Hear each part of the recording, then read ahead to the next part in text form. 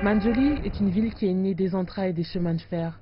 À partir du début du XXe siècle, des colonies de peuplement ont vu le jour autour du tout premier arrêt du chemin de fer de l'Est chinois construit par la Russie après avoir traversé la Chine. Les différents repères racontent le passé et le présent de cette ville portuaire.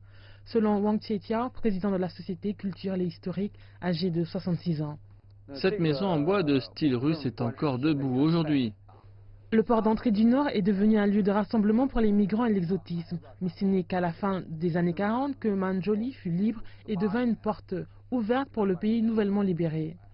En 1949, l'année de la fondation de la République populaire de Chine, une locomotive a transporté Mao Zedong, président chinois de l'époque, jusqu'à la porte frontière avec l'Union soviétique. Et il ne s'agissait pas tout simplement de la première visite d'État du leader du pays.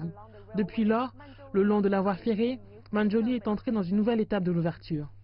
La vieille et modeste gare ferroviaire est petit à petit devenue le plus important port terrestre en Chine et une plaque tournante des échanges entre les peuples, notamment depuis les années 80, lorsqu'elle est devenue l'une des villes frontalières à s'ouvrir au monde. Alors que Manjoli s'est engagé sur la voie rapide de la réforme économique, les politiques préférentielles portuaires ont continué d'attirer un flux massif de personnes, d'argent et d'informations, réalisant ainsi des progrès dans le commerce et le tourisme frontalier. Aujourd'hui, la ville est unique en son genre car les opérations ferroviaires, aériennes et portuaires se déroulent jour et nuit. C'est également un lieu stratégique de l'initiative Ceinture et Route qui vise à stimuler la connectivité.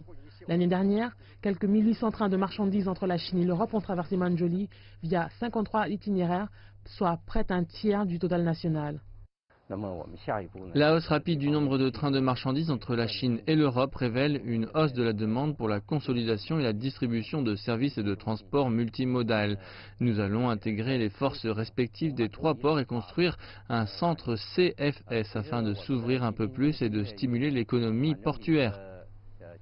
En raison des liens de transport avancés ainsi que des séries de mesures et de plateformes, le commerce frontalier dans la région a pris une toute nouvelle envergure. Aujourd'hui, près des 2 tiers des importations et exportations via le système routier avec la Russie passent par Manjoli qui accueille également plus de 1000 sociétés commerciales. Notre première étape est d'explorer le type de développement dans la nouvelle zone frontalière, de transformer le commerce de plus grande quantité en un commerce à forte valeur ajoutée en vue de favoriser les industries locales qui conviennent au port et de renforcer l'amitié bilatérale et la coopération pratique. Pour Wang Tietiao, au cours d'un siècle de changements remarquables, le paysage du centre-ville de Manjoli est toujours considéré comme russe. Nous pouvons encore voir beaucoup de panneaux en russe, des gens marchandant en russe et des voitures russes partout, mais aujourd'hui les Russes sont ici pour faire des affaires et voyager d'un pied d'égalité avec nous. Avec les relations sino-russes les plus saines de son histoire, beaucoup pensent que la ville portuaire montera sur le train de la chance et deviendra la tête de pont de l'ouverture vers le nord.